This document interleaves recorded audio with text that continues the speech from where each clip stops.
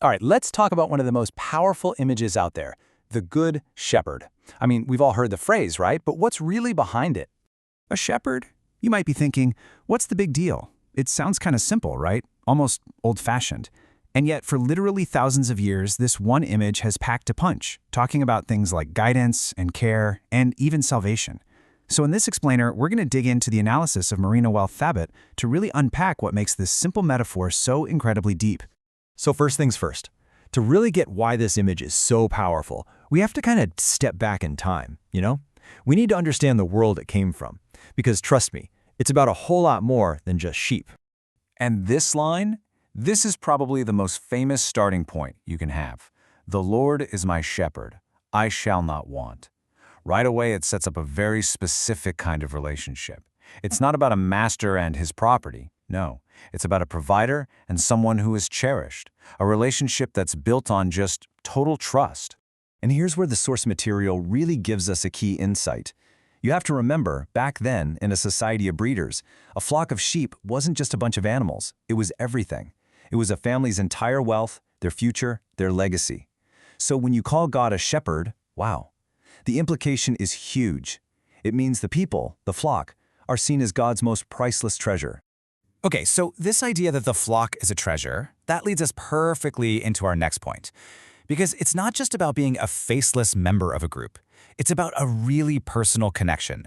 And it all comes down to one thing, the shepherd's voice. Yeah, check this out from the Gospel of John. It talks about this incredible connection. The idea is that there's this one specific voice that just cuts through all the other noise. The sheep aren't dumb. They don't just follow any old voice. They follow the one voice they know, the one they trust completely. And just how powerful is that voice? Well, this next slide gives us a number that kind of stops you in your tracks. 3,000. What in the world is that about? So here's the story. In the book of Acts, you've got this huge crowd, and the Apostle Peter starts speaking, and it says they were touched to the heart.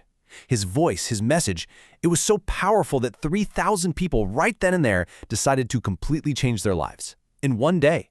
That's the power of the shepherd's voice in action. And when we say change their lives, the word used is convert. But we have to be careful here.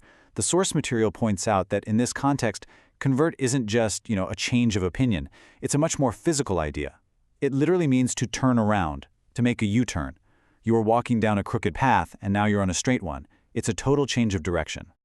All right, so you're on this new straight path, but a new path needs a guide, right? So what does this shepherd actually do for the flock? Well, let's just say the job description is pretty extensive.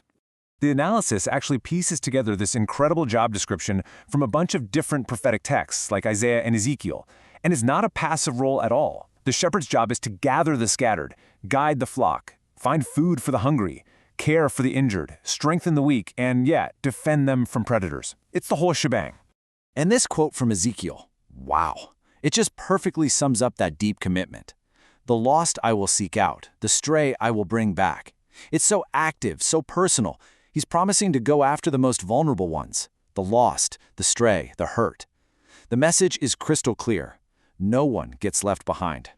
But you have to ask, all of this care, all of this protection, it can't be easy. There has to be a cost, right? Well, that's exactly where we're going next. We're about to get into the most intense, the most transformative part of what it means to be the shepherd. Okay, so the first letter of Peter talks about Christ's suffering, but it flips the script. It's not presented as a defeat. Instead, it's shown as a model, an example to follow. The idea is that it shows you how to hold on to love, how to hold on to your purpose, even when you're facing the absolute worst, injustice, hatred, you name it. And this is the ultimate transformation. Just think about it. The cross was designed to be an instrument of pure horror, of absolute human hatred. But in this story, it gets completely flipped. It becomes the very place where you find absolute love and total forgiveness. It's a 180-degree reversal of everything it was supposed to be. And this line just says it all. By his wounds, we are healed. It's such a powerful idea. It's not that healing happens despite the sacrifice. No, it says the healing comes from the sacrifice. The very wounds that were meant to destroy become the source of healing for the entire flock. It's incredible when you think about it.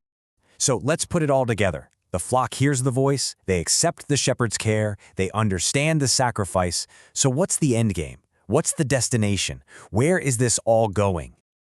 Well, in the Gospel of John, the metaphor gets another layer.